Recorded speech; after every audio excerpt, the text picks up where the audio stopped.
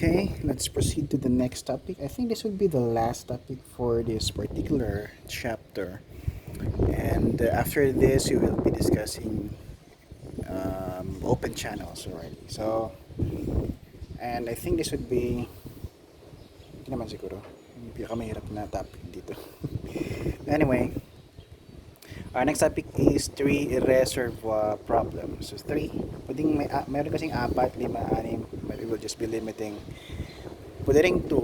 Yung mga previous problems natin was two, ano?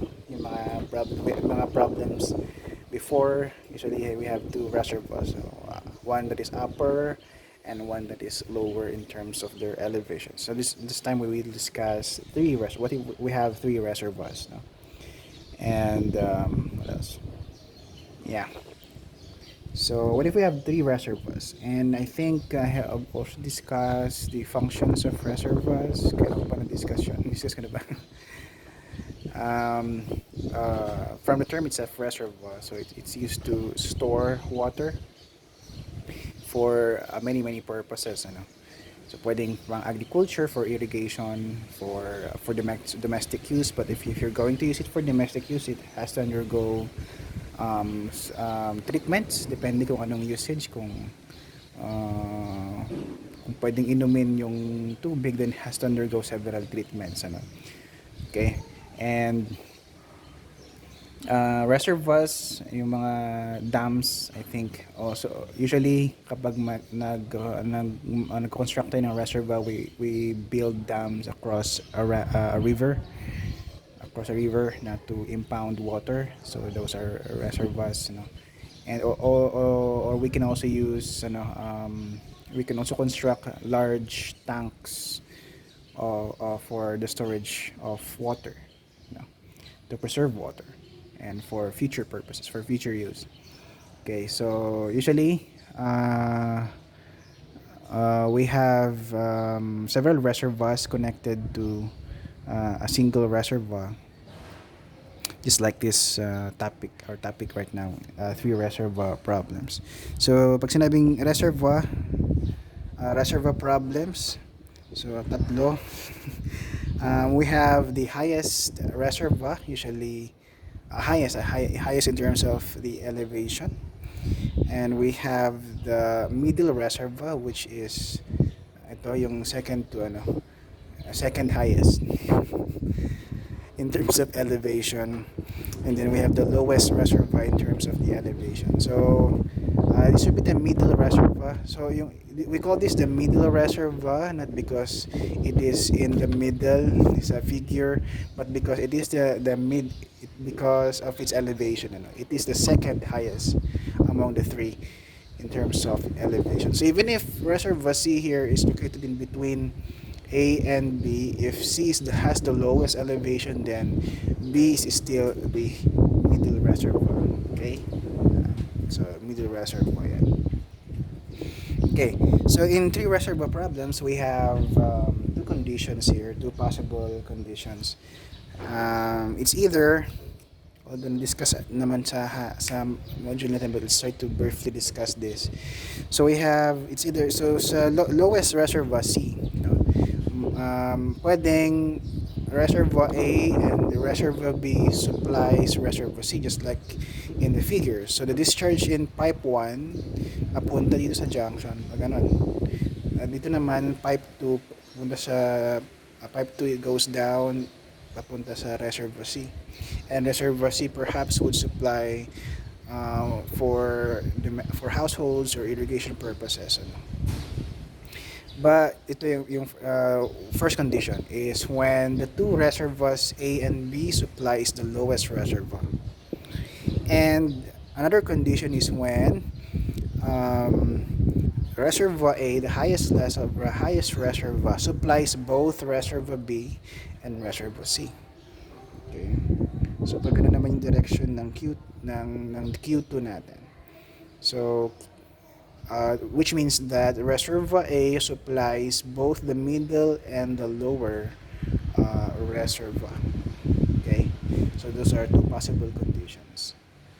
Okay, now how do we determine whether ganun nga yung situation, no? Whether the first condition na reservoir A and B supplies reservoir C, or pwede namang reservoir A alone supplies reservoir B and C. So that is dependent on the piezometric readings. So meron tayong imaginary piezometer na nilalagay doon sa junction. By the way, we call this a junction. And hindi ganito yung itsura niya in reality. This is just for illustration purposes. So usually liko-liko yan, depende sa terrain ng community or ng mga locations ng mga reservoir. So ito yung mga pipe ay liko-liko.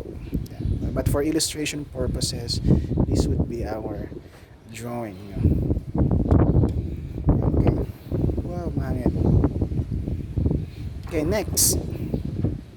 So how do we determine whether which anong case yan? Oh no, mahangin. Okay. Okay.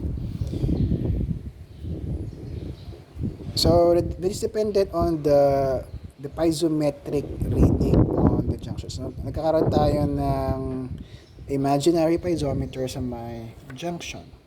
Now if the piezometric reading here, okay, is lower compared to the elevation of reservoir B. So pag mas mababa ito, no, compared dun sa elevation ng reservoir B, that means that the discharge is going downwards. Okay. Bakit downwards? Kasi yung pressure sa junction is no longer enough to push the water papunta dun sa reservoir B. Since, base dun sa piezometric reading natin, mas mababa na yung elevation ng tubig dito compared sa elevation ng reservoir B. So, ito yung pressure head or actual pressure dun sa may junction. It's no longer enough to push yung water papunta dun sa may reservoir B. That's the first case. The second case would be when the elevation of the piezometric reading at the junction is higher compared to the elevation of the middle reservoir. In this case, we have reservoir B. So pag higher yung elevation ng piezometric reading, that means there is enough pressure at the junction, enough pressure to push the water papunta dun sa may reservoir B. Okay?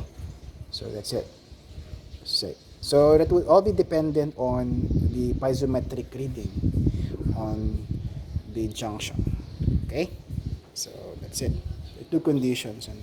And we will illustrate. I will illustrate how to solve yung ganong conditions later on sa pag nag-solve tayo ng mga problems. Okay, nakalimutan ko. I think that's all. There are two types of problems that may arise kapag we solve for reservoir problems. Meron tayong dalawang problems. Of course, going back to the figure, yung illustration, pwede namang magkaroon ng pump in between dito. Halimbawa, kailangan yung reservoir A should supply reservoir B. Sometimes we put pump dito, no, para masupplyan yung or pump dito para masupplyan yung reservoir B. That would somehow increase the pressure at the junction. Ayan. Or pwede rin naman na yung wag na. Yan, listen pa kayo. Yan na. So two types of problems that may arise for the reservoir problems. So number one is given the discharge in one of the pipes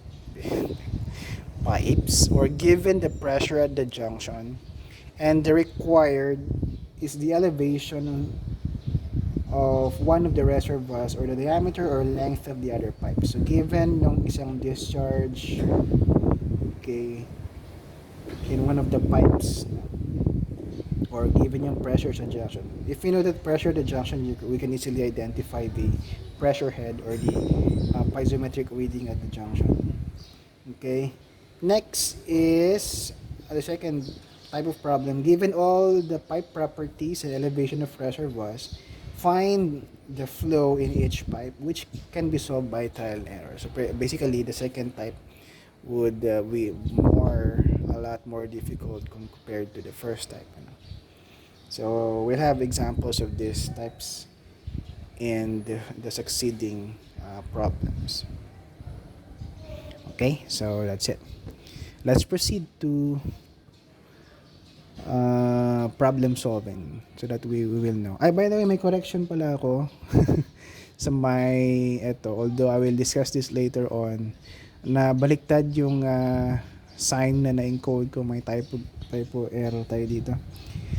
This should be greater than and this should be less than. I will explain it later when we solve a problem related to this.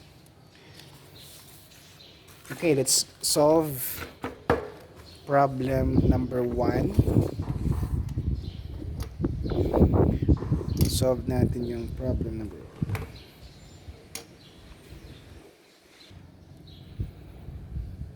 Okay, problem 1. A 1,200 mm diameter concrete pipe, 1,800 meters long, carries 1.35 cubic meters per second from reservoir A, whose water surface is at elevation 50 meters, and discharges into two concrete pipes, each 1,350 meters long and 750 mm in diameter. One of the 750 mm diameter pipe discharges into reservoir B, in which the water surface is at elevation 44 meters